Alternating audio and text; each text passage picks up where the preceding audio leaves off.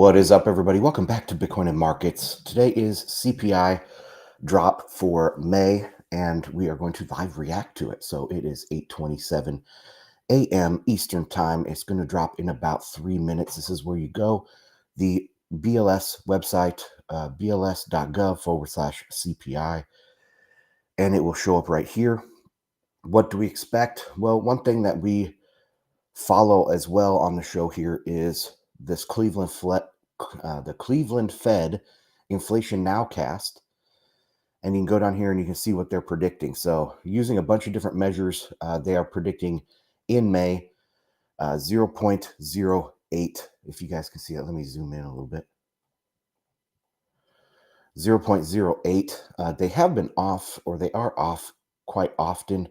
If we go down here to month over month, and we zoom back to April, you can see this was a big miss. They were predicting 0.41, and it came in at 0.31. So that was a decent sized miss to the downside. They typically, if you go back through here to a bunch of the past months, they usually are missing to, CPI is coming in below where they forecast. But that's what people are expecting. If we go over here to this Zero Hedge article, headline CPI is expected to rise just 0.1% month over month in May, down from 0.3% in April, thanks to a drop in gas and oil prices. That's not necessarily the case, because Cleveland Fed has had it at 0.1% or 0.08 for a long period of time, not just very recently with some sort of decline in oil and gas prices. So that this is kind of baked in the cake. There's also a basing effect. So last May, that is going to be falling off with this new May coming up, is also 0.1%. So it would have to miss to, like, say, 0.0% to make any effect on the year-over-year average at this time. But then June and July, those were higher numbers for CPI in 2023. So if those come in below the old numbers, then we will see a continued decline in the CPI. If you guys are new to my content, I have been predicting transitory the whole time. We've pretty much had transitory, but here is the website, bitcoinandmarkets.com. Go there and check it out. Like, comment, subscribe. I will get to any comments in a second. Okay, so CPI here, let's refresh. We are at 829. 829. I do expect to see a 0.1%, maybe lower. The risk is always to the downside as we're going into recession. Refresh, nothing yet. Nothing yet. Let's see, 8:30. My time is saying 8:30. Shelter is the biggest lagging component. As you can see back here in April, it was shelter as well. It will remain shelter for the foreseeable future. Still April. Still April. Let's go. May. CPI for all items unchanged in May. Whoa, guys, this is a big, big miss to the downside. It's probably going to, because it's going to be rounded down. So it was 0.04 rounded down to 0.0. This is a big release here. Let's check this out. Make this big here for Telegram. Okay, so seasonally adjusted after rising 0.03, or sorry, unchanged in May after rising 0.3% in April. Overall, 12 months, all items increased 3.3. So the expectation, let's go back to this one.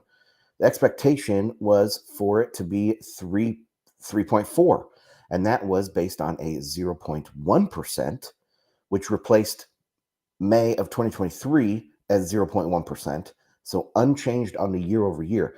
That's not what they're saying here. They're saying it's unchanged on a month over month basis. Remember, month over month is what we care about. That means that there was, in their calculations, there was no overall, headline change from April to May. That's big. That is big. I wonder if it could be under zero, guys. We are going into recession. This is what we should expect. More than offsetting a decline in gasoline, the index for shelter rose in May, up 0.4%. I think that's lower as well. But that's for the fourth consecutive month. We'll take a look at the table down below and see what's going on there. The index for food increased 0.1% in May. The food away from home index rose 0.4%. Don't eat out, guys. Eat at home. It's healthier. And you can eat, have a nice family meal at home, while the food at home index was unchanged. See, there you go. You're saving money too. The energy index fell 2.1% over the month, led by a 3.6% decrease in the gasoline index. The index for all items less food and energy, so core, rose 0.2%. And is that what they were expecting? Let's see. Core CPI is expected to match April's 0.3%. Year over year, 3.5. So let's go back. So that is also a beat. 0.3% was the expectation. It came in at 0.2% after rising 0.3% the preceding month. Indices which increased in May, or components which increased in May, include shelter, medical care, used cars and trucks, and education. The indexes, I don't like that word. Isn't it supposed to be indices? Anyway, the indexes for airline fares, new vehicles, communication, recreation, and apparel were among those that decreased over the month. And let me check my levels here. Make sure I'm not muted on Telegram. Okay, I'm good there. Sorry. I am going out on YouTube, Rumble, Telegram, and like, comment, subscribe. I will take a look here in a second. So all items index rose 3.3% for the 12 months ending in May, a smaller increase than the 3.4% increase for the 12 months ending in April. Okay, so things are coming down, down, down, down. All right, what did I want to take a look at? Shelter. Okay, so 0.4, 0.4, 0.4, 0.4. There we go. And look at that, even back here. So this is a lagging indicator. Shelter does not have a mind of its own. So it will eventually follow. But this is also a third of the overall CPI. A third of the overall CPI. So it's not going up. I mean, this looks like it's ready to fall, but whatever.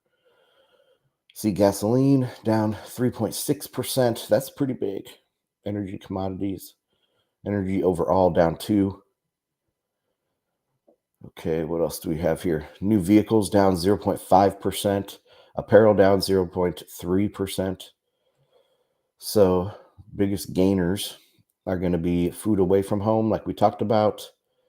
And here we go. Used cars and trucks went up. That's interesting. And medical care and shelter. Okay, so that's those numbers. Let's go to the live chart, guys. Let's see what is going on with this big miss. Look at that price on Bitcoin, baby. Come on now. Recover. Look at that. This is the 1 hour chart. Let's go down to the 5 minute. Bam. 5 minute candle. Almost 2% in 5 minutes on this news. That is pretty crazy, and you love to see it.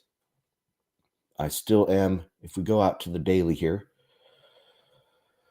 and I wanted to bring up the moving averages.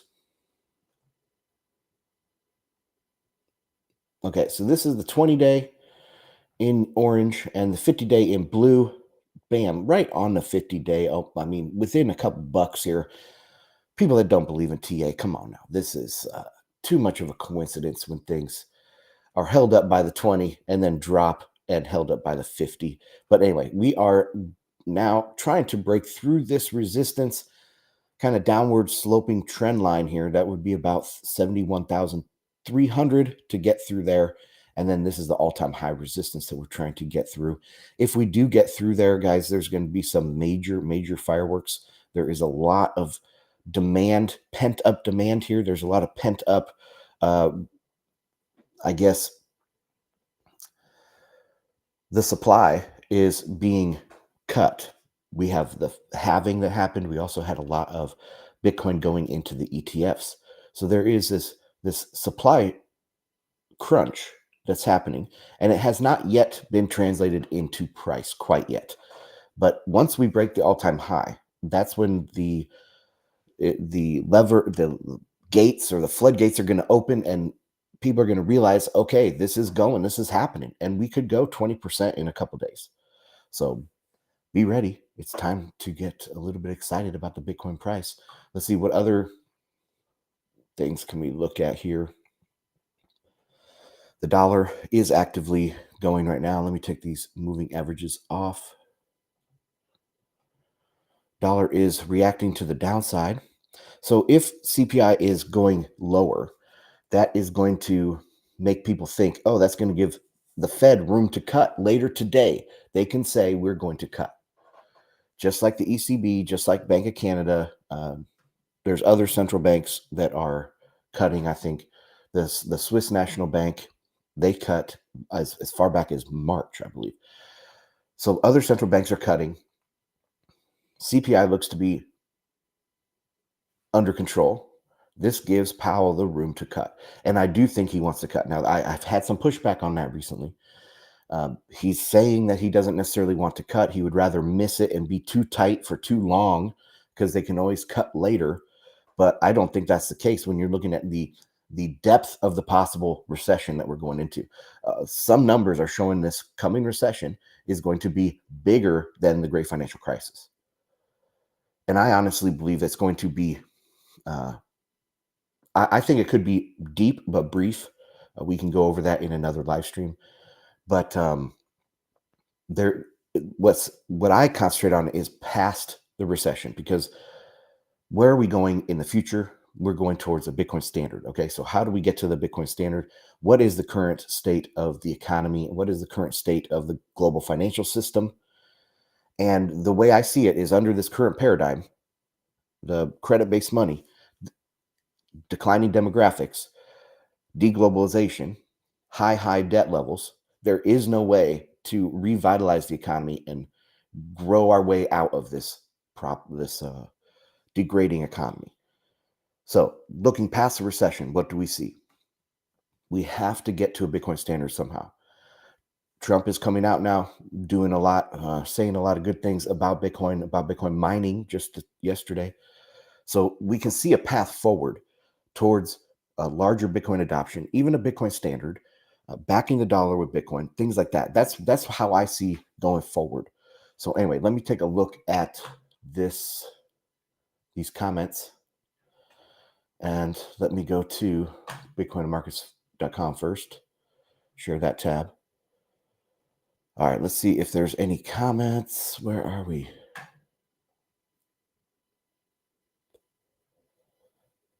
Where the heck?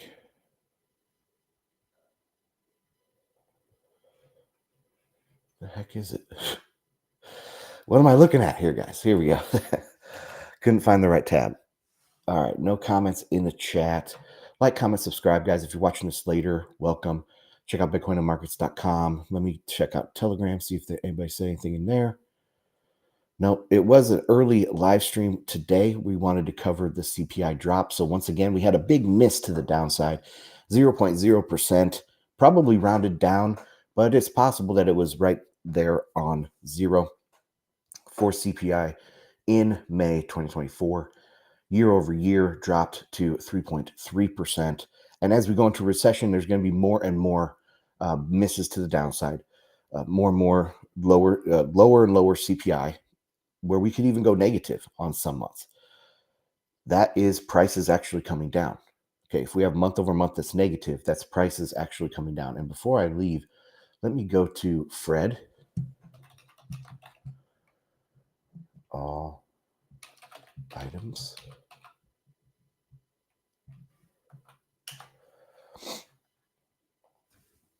And see if they have this updated.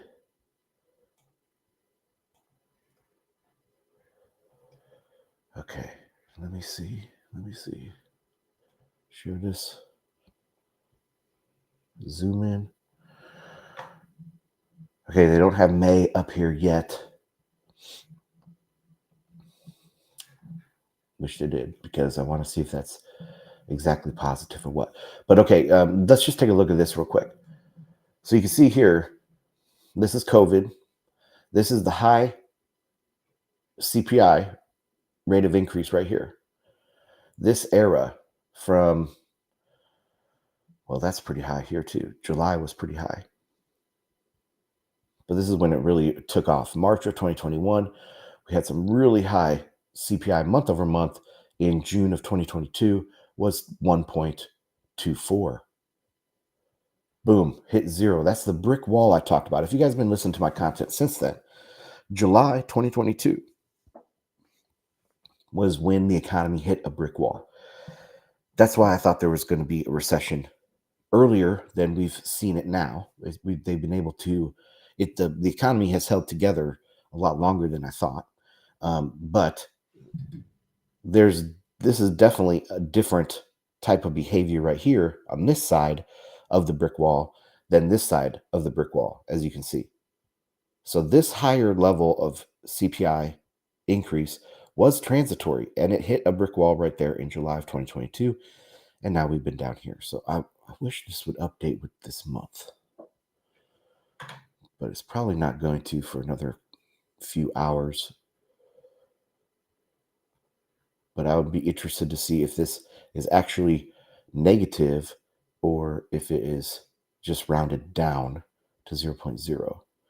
But okay, that's it, guys. Thanks for joining me. See you on the next one. Bye.